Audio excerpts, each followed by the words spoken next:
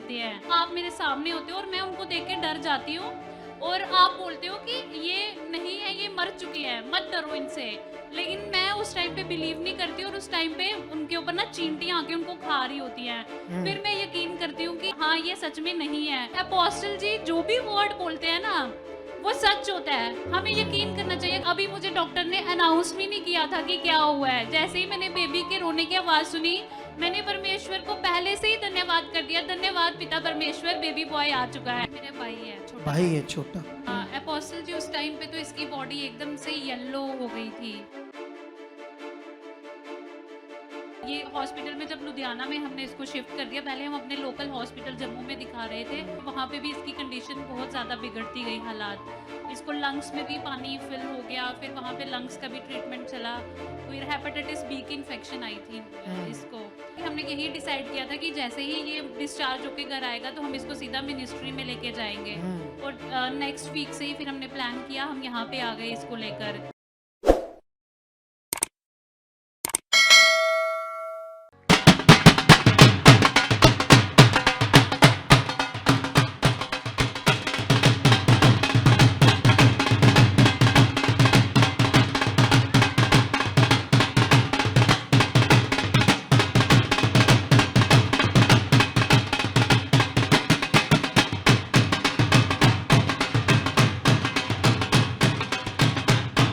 Okay, आमेन। इस गवाही के लिए तारीफ करो परमेश्वर की। बताओ। अपोस्टली ये भाई का नाम विवेक है, ये जम्मू के रहने वाले हैं, साथ में इनकी सिस्टर, मदर और इनके जीजा जी हैं अपोस्टली ये कहते हैं कि 3 मई 2025 को रात को इनके घर में अचानक ब्लड के छींटे आए अपोस्टली, जिसकी वजह से ये भाई को अगले दिन ही बुखार रहना शुरू हो गया और लगातार अपोस्टली 4-5 दिन लगातार बुखार रहा और 1 हफ्ता अपोस्टली कहते हैं कि लगातार मेडिसिन खाई, लेकिन तब भी कोई फर्क नहीं पड़ रहा था। और अपोस्टली उसके बाद ये जम्मू के स्पेशलिस्ट हॉस्पिटल में गए, कमला हॉस्पिटल में।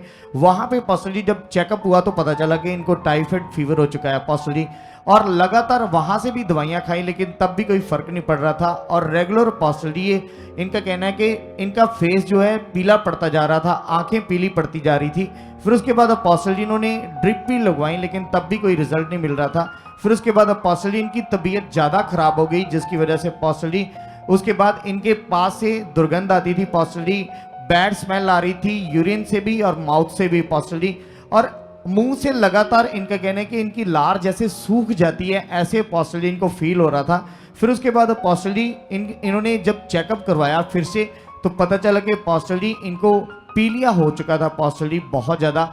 रिपोर्ट्स हमारे सामने अपोस्टली धीरे धीरे ट्रीटमेंट के बावजूद भी पीलिया 34 पॉइंट तक बढ़ गया था अपोस्टली पीलिया। जैसे बच्चों को या तो 10-12 पी लिया, 13-14, जी अगर 16 हो जाए छोटे शिशु को जी तो डॉक्टर कहते खून बदलना। ये वो वाली रेशम है ना जी अपोस्टली सेम वाली। जी। सोच लो 34, मौत जैसे हालात, खतरनाक। अच्छा फिर अपोस्टली इनको डीएमसी हॉस्पिटल में भी लेके गए, वहां पे भी ट्रीटमेंट चला, लेकिन अपोस्टली इनकी कंडीशन लगातार खराब होती जा रही थी। इनके लंग्स में भी पानी भर गया था अपोस्टली और सांस फूलनी शुरू हो गई थी, और यहाँ तक कि डॉक्टर ने इनहेलर इनको यूज करने के लिए बोल दिया था। इनहेलर पंप अपोस्टली दिन में 4 बार ये भाई पंप लेते थे अपोस्टली। ये सिस्टर इनकी खुद भी बताना चाहते हैं इनकी उस समय कंडीशन क्या थी अपोस्टली। Praise the Lord apostle ji. Praise the Lord. बच्चे ये तुम्हारा क्या लगता है? ये मेरा भाई है छोटा। भाई है छोटा।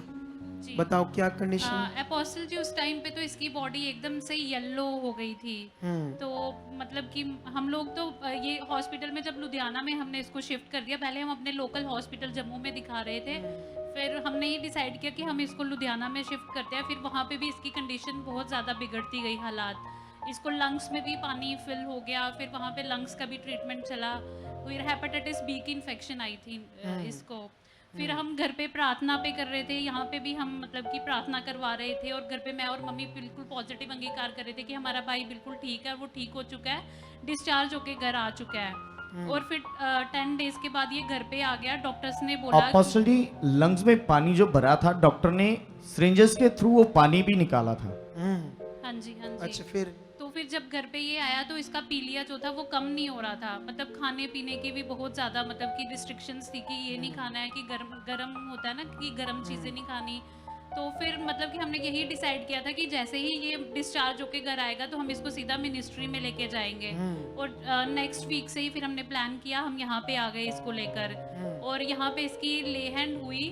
और ले अपोस्टल हैंड जी लेहन प्रे का सीन है उस समय का। क्या लगता तेरा ये बेटा है तेरा? लुधियाने लेके आया हॉस्पिटल डीएमसी। पी लिया है इसको? पी लिया, लंग्स से पानी भरा हुआ, तो यीशु को नहीं मानता है? लीवर में पहले नहीं, अब मान ले। अब मानेगा? हाँ, विश्वास। आज तुझे छुएगा प्रभु यीशु और तू हैरान हो जाएगा परमेश्वर की पावर को देखकर। चल चल, विश्वास कर। दोनों लंग्स के अंदर जो पानी भर गया है सूख जाए। दोनों लंग्स के अंदर जो पानी भर गया वो सूख जाए। दोनों लंग्स के अंदर जो पानी भर गया वो सूख जाए। दोनों लंग्स के अंदर जो पानी भर गया सूख जाए। सारा पीली एलर्जी जाए। Shut free in the name Jesus.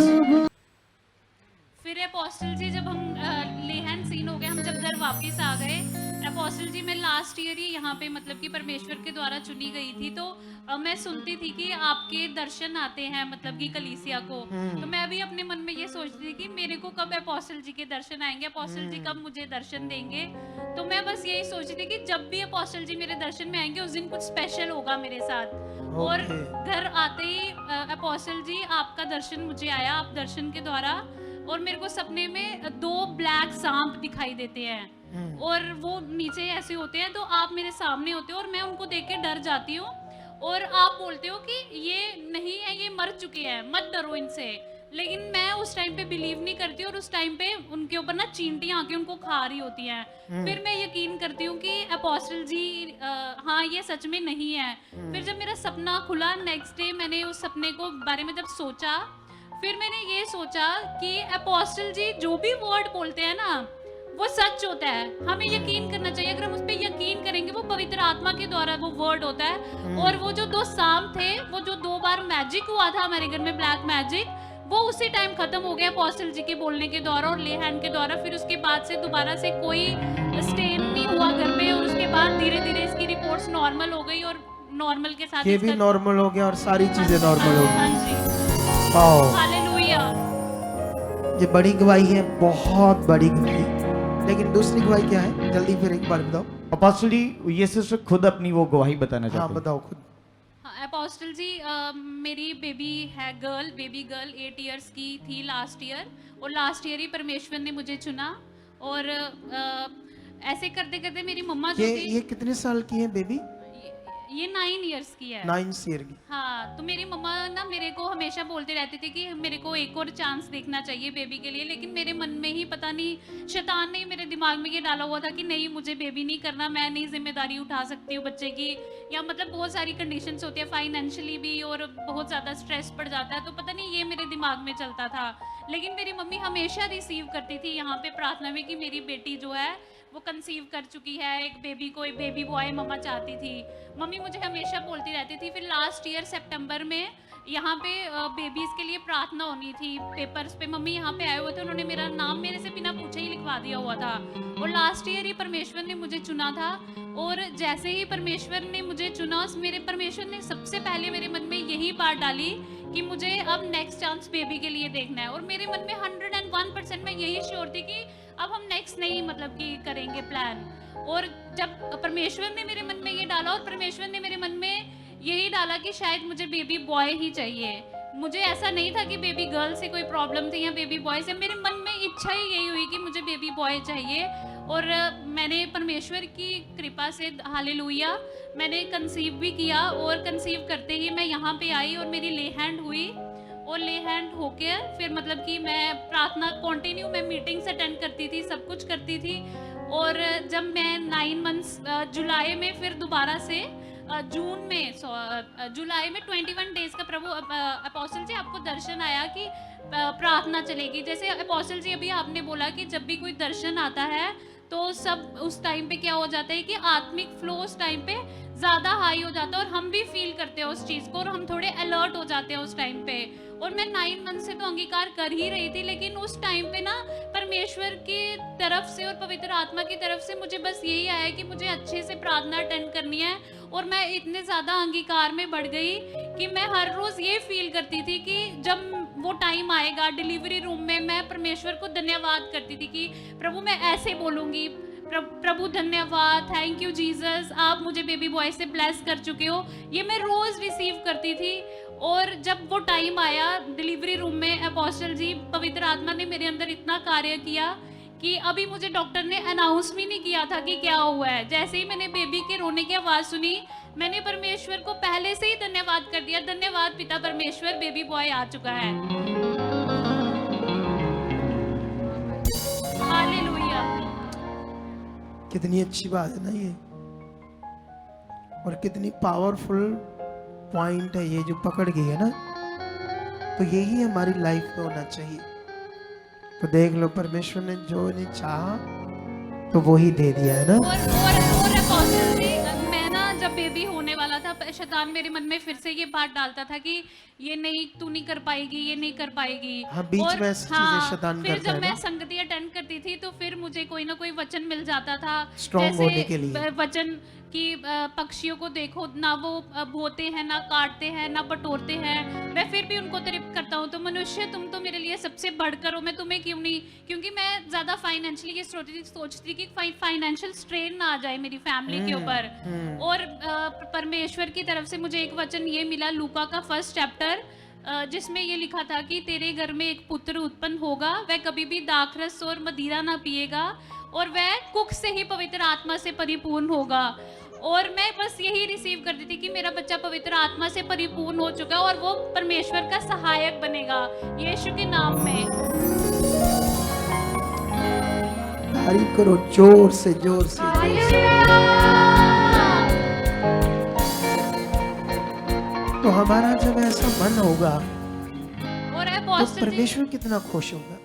Hallelujah. सोचो, जब हम अपने बच्चों के लिए इतना बड़ा विश्वास करेंगे कि वो गर्भ से, जन्म से ही पवित्र आत्मा से परिपूर्ण हो जाएगा और तेरा सहायक, तेरे काम करेगा, तो ये दिल चाहिए, हम सबके अंदर चाहिए। हमारा ये विशा चर्च जो है वो सिर्फ एक हीलिंग सेंटर नहीं है। क्या नहीं है वो? ऐसा नहीं चर्च कोई हॉस्पिटल है सिर्फ, जैसे हॉस्पिटल होते हैं। यहां कुछ बड़ा है, बहुत बड़ा है, जो हमें समझना होगा। देखो, ठीक है, ये बच्ची पढ़ी लिखी है तो इसको ज्यादा कुछ बातें पकड़ करती है, लेकिन परमेश्वर तो बाइबल के अंदर पढ़कर देखो, चेले तो अनपढ़ थे, लेकिन परमेश्वर ने इतनी बुद्धि दी। तो परमेश्वर पावरफुल है, वो आपको ऐसी बुद्धि मन देगा जब आपका मन होगा उसके साथ। हाँ। फिर मेरी मम्मी ये रिसीव करते थे कि जब हम बेबी के लिए प्रार्थना करते थे कि प्रभु जो बेबी आपकी तरफ से आ रहा है, आप उससे, उसकी आंखों में अपनी चमक दिखाओगे हमें। ये मम्मी खुद से रिसीव करती थी। और जब बेबी पैदा हुआ वो सच में मतलब कि अपनी ब्लू आईज के साथ, ग्रीन आईज इसके, मुझे भी दिखाओ। अरे वाह, ये देखो चमक बच्चे की आंखों में। हालेलुया। ये देखो, ये सुंदर बच्चा दिया परमेश्वर ने, खूबसूरत बच्चा। तारीफ करो इस बड़ी गवाही के लिए जोर से।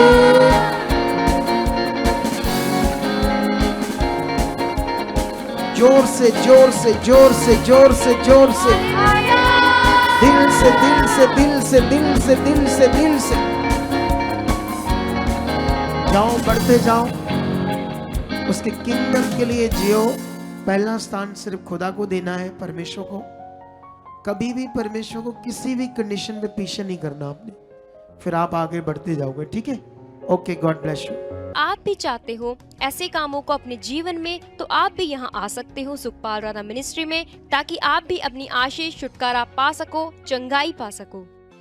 हमारे चर्च का पता है GT road Manawala, Delhi public school, new bypass, Tarn Taran road, Rajewal chowk. आप अगर दूर से आ रहे हो या किसी दूसरी स्टेट से आ रहे हो तो आपको 2 या 3 दिन तक यहाँ चर्च में रुकना होगा, ताकि हम आपको वो बातें बता सकें जिससे आपका निश्चय छुटकारा होगा। ये हमारे हेल्पलाइन नंबर्स हैं। आप इन नंबर्स पर कांटेक्ट करके यहाँ चर्च में आ सकते हो, प्रार्थना करवा सकते हो। God bless you all.